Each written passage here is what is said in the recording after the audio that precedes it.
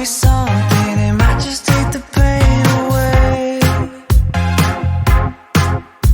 Ito na nga guys, at syempre magpipreparar ako ngayon ng aming pagkain ngayon sa aming hapunan, ang gisantes at itong lomo adobado.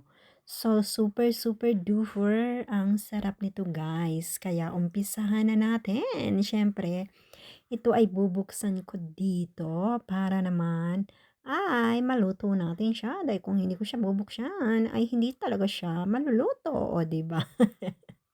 Etching lang guys. At yan ang laman niya. O, diba? Super, super duper. Nilabas ko na siya guys, kaya medyo nawala na yung kanyang yellow. 'Di ba? Tinanggal ko siya sa refrigerator or sa freezer namin. Pinahinga ko muna siya sa labas. Charot. So, yan guys. At sariwa pa naman siya. So, eto na nga at syempre maghihiwa ako ng bawang dito. Ganyan lang.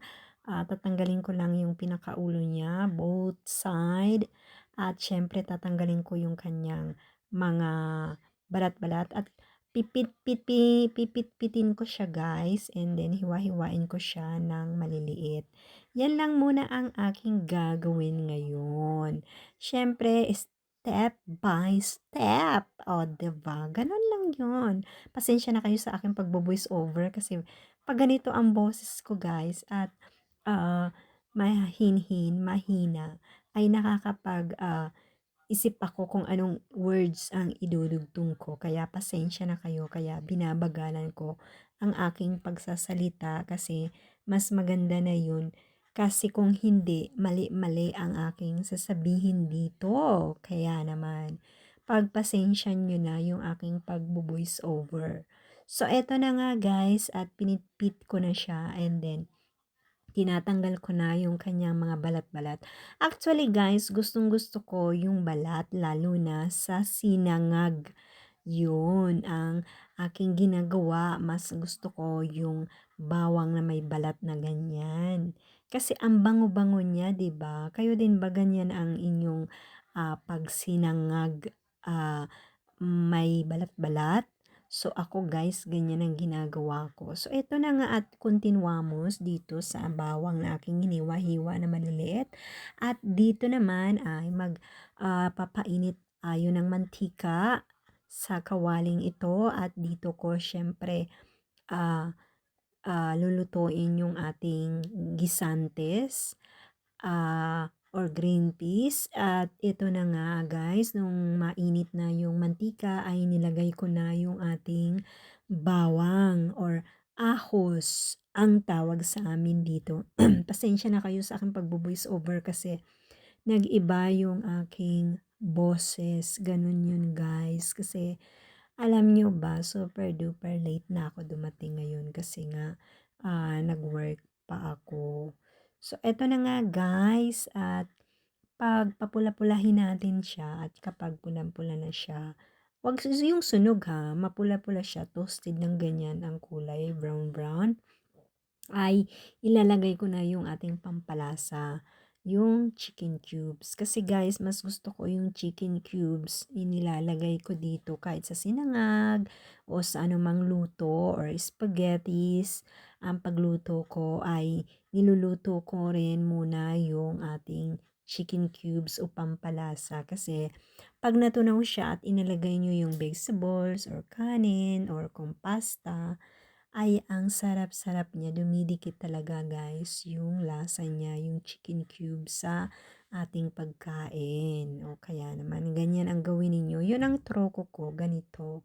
So, yan. And then, yung paglagay ko dito sa ating chicken cubes, depende kung uh, anong tawag doon, yung didiktikin nyo muna siya, and then, kung hindi naman ganito buo. Ako buo kasi tinutunaw ko siya dyan. At kapag natunaw na siya guys, ay ilagay na natin yung ating gulay or kung ano pa man ang gusto nyong lutuin. O diba? Ako, syempre, itong gisantes ang aking ilalagay kasi ito ang ating menu. 'Di ba? Ito ang ating menu ngayon. Kaya 'yun. So, eto na nga guys at nilagay ko na siya, lahat. Nilagay ko na siya alfin na lahat sa iniisip ko kung kakaunti lang naman or sabi ko mas maganda na may sobra kasi kinakain din ng anak ko yung, sobra sa kinaumagahan bukas guys. Ay siyempre para may pagkain pa rin siya kaya yon. So eto na nga at siyempre, palalambutin ko siya. Hindi ko na siya lalagyan ng tubig guys kasi medyo may yelo-yelo pa naman siya and then tatakpan ko siya at pagkatapos mahina ang apoy para yung, yelo niya ay or mainitan siya ay matutunaw at yun ang magiging tubig niya diyan para lumambot siya guys, okay? And tatakpan ko na siya. Gano'n lang kadali muna ang paggawa natin ng ating gisantes.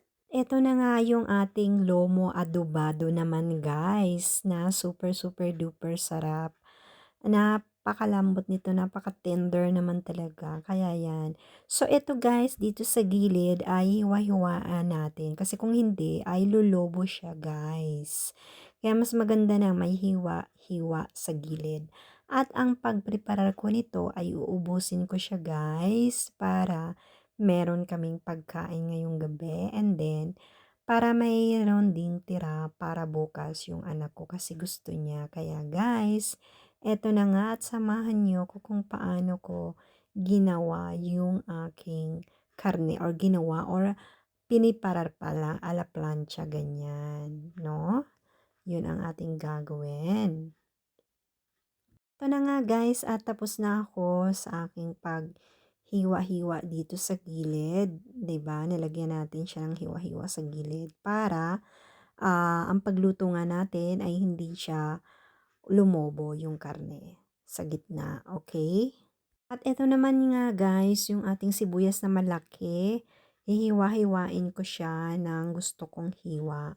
Yung iba naman, pwede rin naman pabilog kung gusto ninyo, pero ako, yung normal lang siya na pahiwa kong pahaba. Yan guys, para kapag ginisa natin siya sa konting mantika, ay talaga naman super duper duper sarap. Huwag nyo tustarin ng tostadong-tostado kasi kapag tostado naman masyado ay hindi naman siya magandang kainin, 'di ba? Medyo mapait. Kaya mas maganda yung toasted lang siya na nagbo-brown lang siya. Yun, guys. Eto na nga't naglagay na ako ng mantika dito at ipapainit natin 'tong kawali para sa ating karne, 'di ba? Titingnan ko rin naman ito guys, yung ating gisantis, kung okay na siya.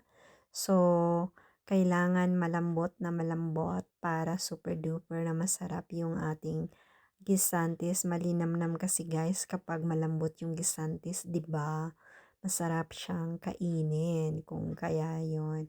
So, super duper mainit na yung ating kawali at ilalagay ko na yung ating karne dito na napakasarap at kailangan yung ating karne ay hindi siya, kailangan sunog. Toasted siya para, masarap kainin at hindi rin yung super overcook guys kasi kapag ito ay lumambot na makunat na siya. So, dapat yung katamtaman lang talagang pagluto ganito.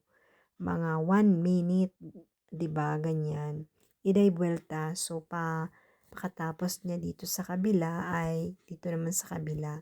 So 1 minute yung, oras niya, yung minuto niya sa kabilaan, ganyan guys. Kailangan talagang brown na siya, yan, ganyan, paunti-unti. So, hilaw pa naman siya guys, kaya hindi ko muna siya ibabaliktad.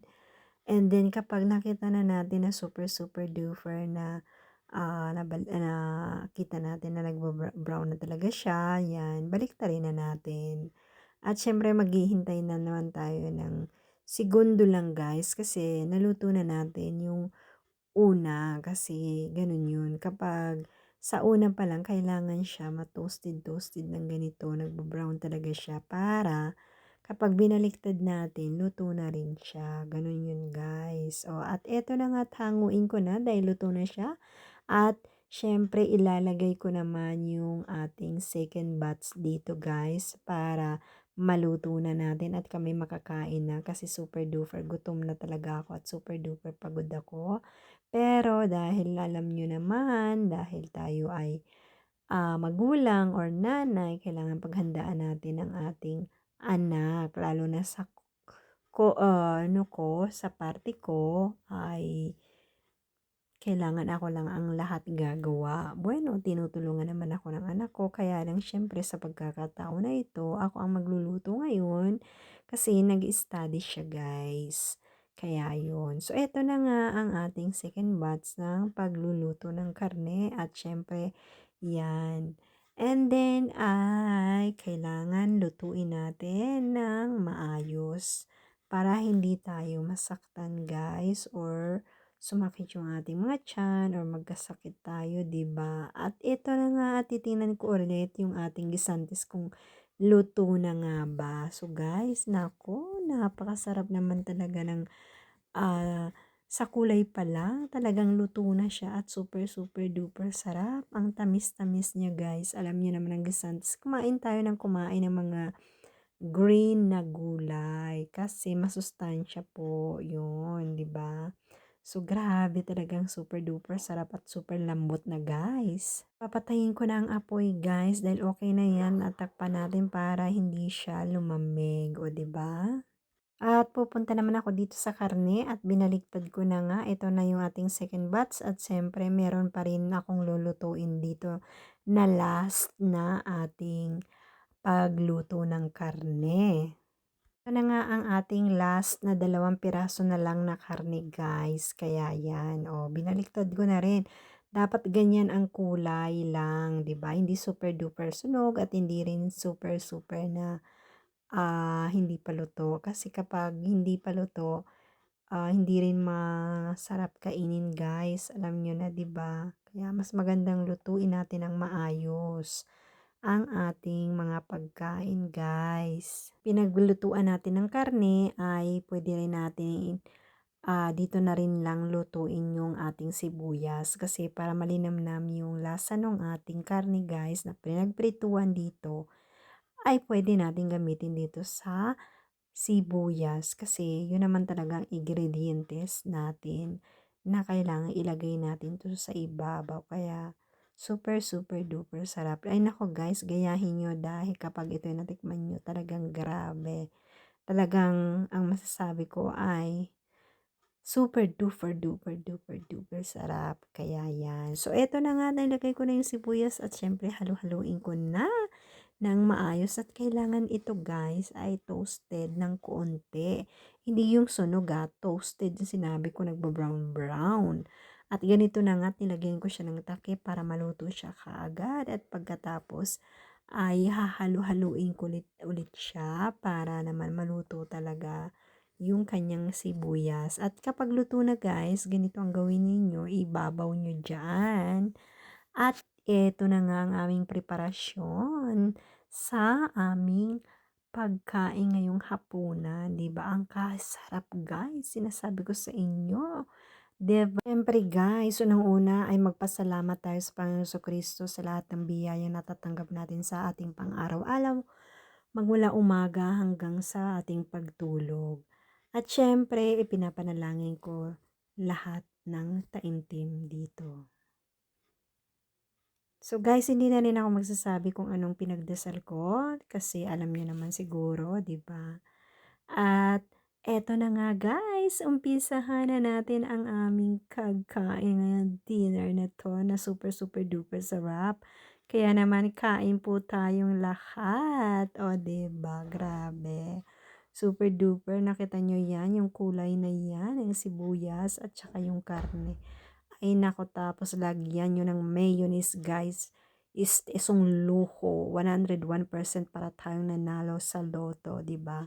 At syempre, pasalamat tayo sa Panginoon Kristo dahil nalalasahan pa rin natin ang pagkain at pwede pa rin tayong kumain, 'di ba? Ibig sabihin nun ay healthy tayo, guys, kasi nakakain natin ang lahat ng pagkain na titikman natin, nalalasahan natin. Kaya naman pagpalain pa tayo ng mahal na Panginoong Jesucristo sa lahat-lahat, 'di ba?